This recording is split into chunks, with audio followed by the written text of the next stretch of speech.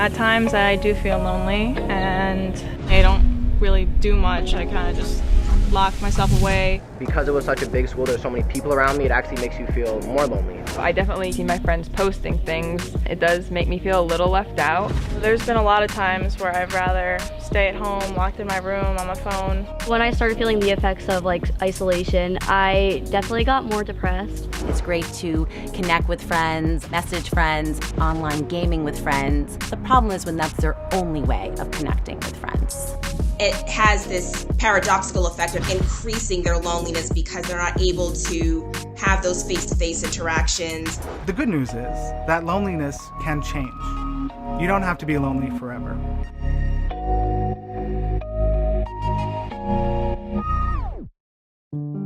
Loneliness is a feeling that people experience that is sometimes referred to as social pain. It's often linked with terms like being alone, but they're really different concepts.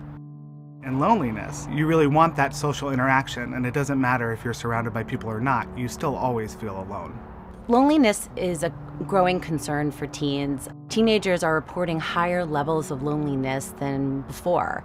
Many people assume that people who are older or elderly have more issues around social isolation and loneliness. But in fact, studies have shown that teenagers and adolescents have the greatest number of students who identify as being lonely.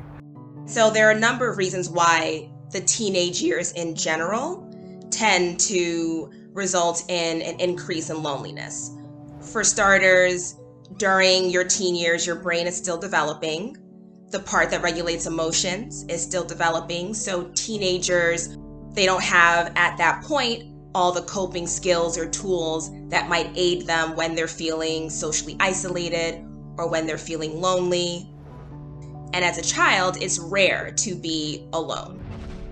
So when they get to adolescence and they're approaching all these milestones, they're figuring out who they are, they're not used to being alone. And so the intensity in which loneliness affects them is greater than in any other period of their life.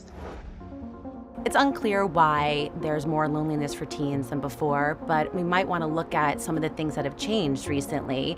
In the past, teenagers might spend more time face-to-face and in person. There has been less of that, and they are doing more connecting online.